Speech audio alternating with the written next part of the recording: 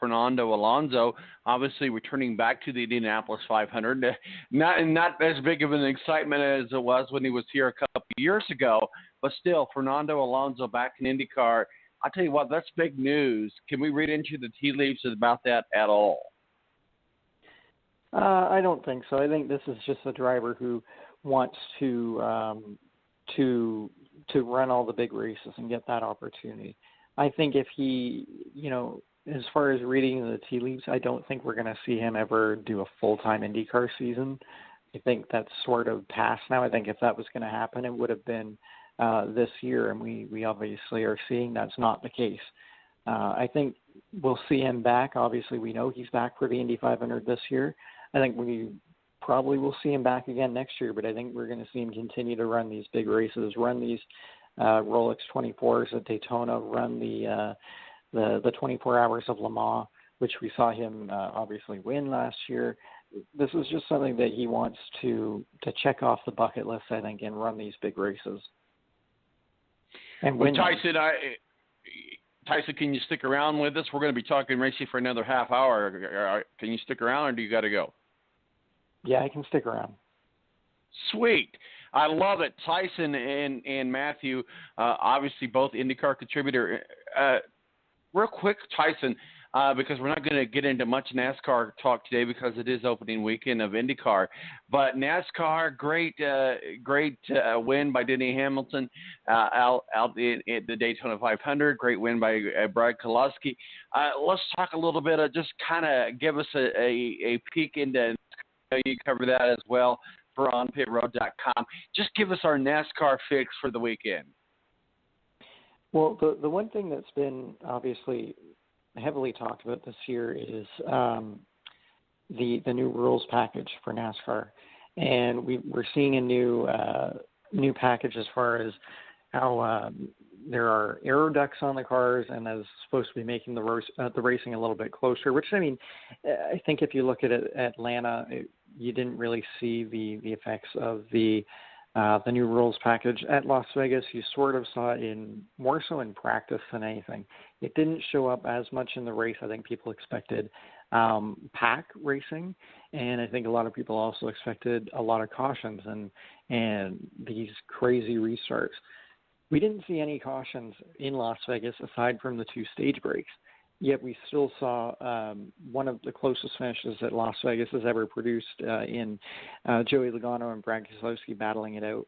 At the end of the race, we saw a few lead changes in Las Vegas, more lead changes than we normally see in Atlanta. So this rules package is changing the racing a little bit, not a whole lot.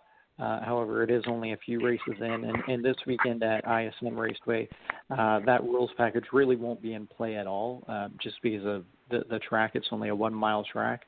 So I think if the people that don't like that rules package can tune in this week, and they won't really see the effects of that. ISM Raceway, so far it seems like the Penske cars are showing a lot of speed this year. Obviously, Logano winning last week at Las Vegas, Brad Keselowski winning at Atlanta, and then you look at this weekend and Ryan Blaney's on the pole. So far so good for the Penske drivers, and we'll see what happens this weekend. Well, I'll tell you what, I love a double weekend of NASCAR at IndyCar, and I'll be doing my share of that. Let's go ahead and get back into IndyCar. Matthew Embry, WSVT, our official IndyCar contributor. We're also joined by Tyson Lotenschlager from OnPitRoad.com. Both of these guys are experts in the field of racing, but let's go ahead and get into the stables, if you will. We'll start with Penske 2019. Give us a glimpse into Penske. Penske is certainly well known in NASCAR and IndyCar. But Matthew, let's start with them, and we'll kind of work our way through the stables between the two of you over the next 30 minutes or so, and try to get an understanding of the 2019 look of these stables. We'll start with Penske. Go right ahead, Matthew. I think right now the fact that none of the Penske cars are near the top of the stand, you can just throw that fact out. They will. One of those four drivers, I think, is the favorite to win the championship. They are the favorite to win the Indy 500. I think eventually, if they get up to a slow start, which is customary for them over the last few years, especially in the case of Will Power, They'll get their act together, and they will be near or at the top of the stands, I'd say, by or after the Indianapolis 500. And then from there, I think for the rest of the teams, it's a catch me if you can. And I'd say right now, if you're looking at situations right now as who is the favorite to win the championship right now, I got to put my money behind Will Power. I think he has not only shown now that he is the ace on road courses, he is the ace equally so on the ovals, and not just the short ovals, but he can also do it on the high-speed ovals, as he proved this past May at the Indianapolis 500. So I think Will Power is in position to win a second title this year, and I would not be surprised. Well, actually, I would be very surprised if he doesn't win the title this year. Let's talk a little bit, Tyson. Let's talk a little bit about Pippa Mann. As we know, breaking news, she'll be back in the Indianapolis 500. Certainly, no stranger to Indy. She's a one horse show, a one pony show. I don't know how they can do this all by themselves, but certainly a great story behind Pippa Mann and her racing in the Indianapolis 500, and Brian's father as well. Being the team owner there, but let's talk a little bit about that combination and how it came together with Pippa Mann at the Indianapolis 500 this year. Yeah, I don't want to be the negative here, but I really think this is going to be a difficult run for this team. This is obviously Pippa Mann only really runs the Indy 500 each year. Maybe she'll go out and run at Pocono or one of the other high-speed oval tracks. But really, for the most part, she kind of just sticks to Indy, and I think that kind of hurts her every year in her attempt at Indy. And this year, what's going to hurt even more is being with a really unexperienced team. This team doesn't compete in Indy Car, and usually she at least gets to run with Dale Coyne's team, where they run the full year every year. This year isn't going to be the case. She's with the Clausen team, and they don't have this experience. I think, honestly, I'm putting it out there right now that as long as we get more than 33 cars, which I think we will, because we confirmed today actually that James Davison is going to be the 33rd entrant in the 500.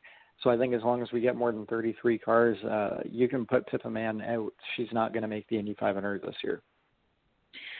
Matthew, let's talk to that point that Tyson just brought up. We saw a very interesting scenario play out last year, and good friend of the show, and we like James, and certainly I've been talking with James since he was in the Indy Car, Indy Lights series, and certainly one of those people that you can go up to, and he knows exactly who you are, and you know exactly who he is.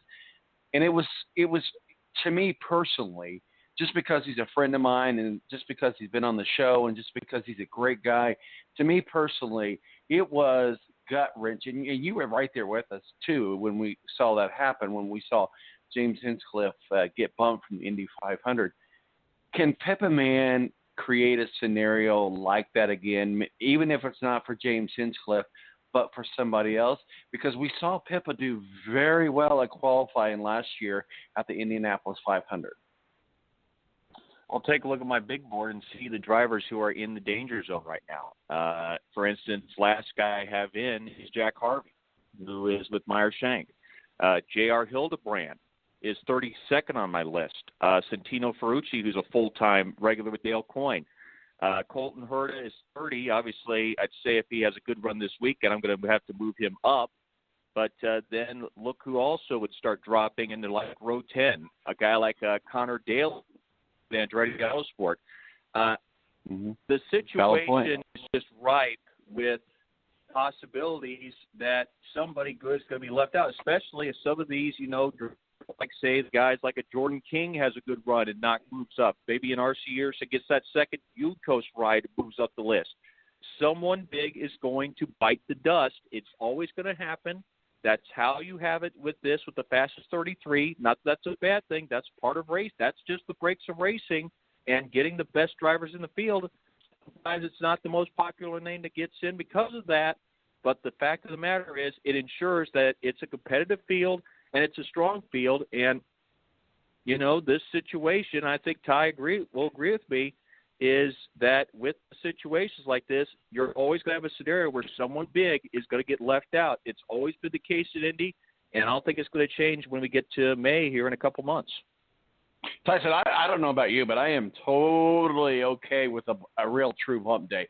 I mean, again, going back to what I just said, it could have happened to a nicer guy with James Hinchcliffe. I mean, and obviously fellow Canadian, and you follow him quite extensively. But my God, I don't care who it happens to, and that sounds bad because I want everybody to be able to qualify for the Indianapolis 500. But a true bump day, that just gives you goosebumps, and let's see what happens. You talked a little bit about Dale Coyne when you were talking about Pippa Mann. Let's talk about DCR Racing 2019. What are your thoughts, Tyson?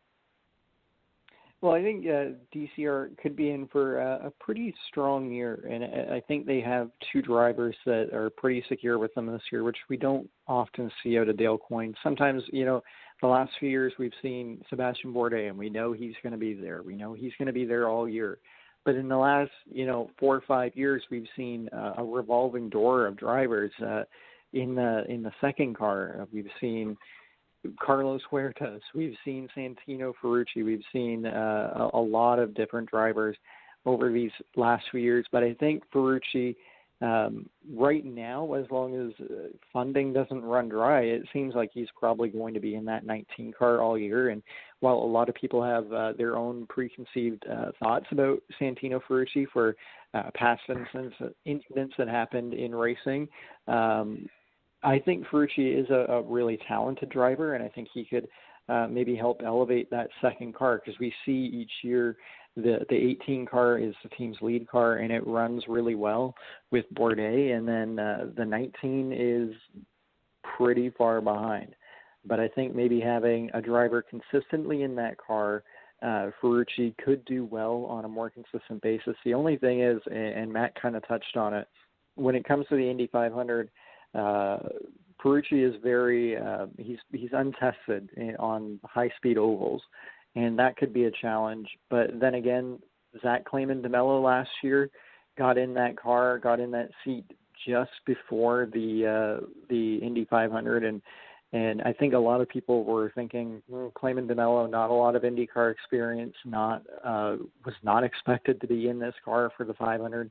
He's going to really struggle. He's not going to be able to qualify or make the field. And not only did he qualify, there was really no concern there. He easily got in the field. So I think if Ferrucci has a good couple weeks in Indy when practice happens, then he could actually stand a fair chance at running well in the Indy 500 and qualifying.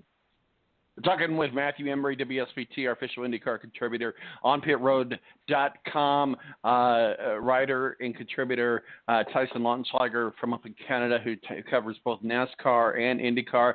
Both guys are certainly experts in the racing field as we kick off the NTT IndyCar Racing Series. Let's start with you, Matthew. Let's try to get through all of these stables if we can over the next few minutes here. Chip Ganassi Racing 2019, what say you?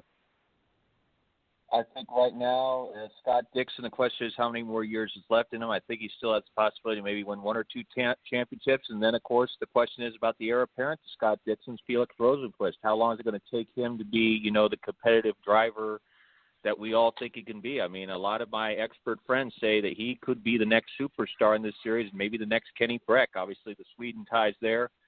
Andretti Autosport. You have a good debut run for Hunter Ray in practice. Rossi's up there, even Marco Andretti. Big question in my mind, though, is if you're talking about guys on the hot seat looking toward, the next round of silly season, one guy I think that has really got to prove himself this year is Zach Veach. Disappointed in year one with Andretti. Was way off the pace of his teammates in practice yesterday. I'd say if there is one guy that needs to get his act together, Zach Veach's name is on the top of the list. And then, obviously, what about Carlin? Is this team legit? And I'd say you could say the same thing about Harding Steinbrenner. Are those two teams going to be, the teams that we think on paper that could be, the X factors that maybe surprise people? Tyson, let's go to Ed Carpenter Racing, obviously Indy-based here in Indianapolis. We've seen some changes with him over the last couple of years. Certainly one of the biggest changes that we'll notice in 2019 is the lack of fuzzy vodka on the Ed Carpenter car. But let's talk a little bit about Ed Carpenter, because he's an owner that runs a driver for the street courses, and runs a driver for the road courses, and runs a driver himself as the oval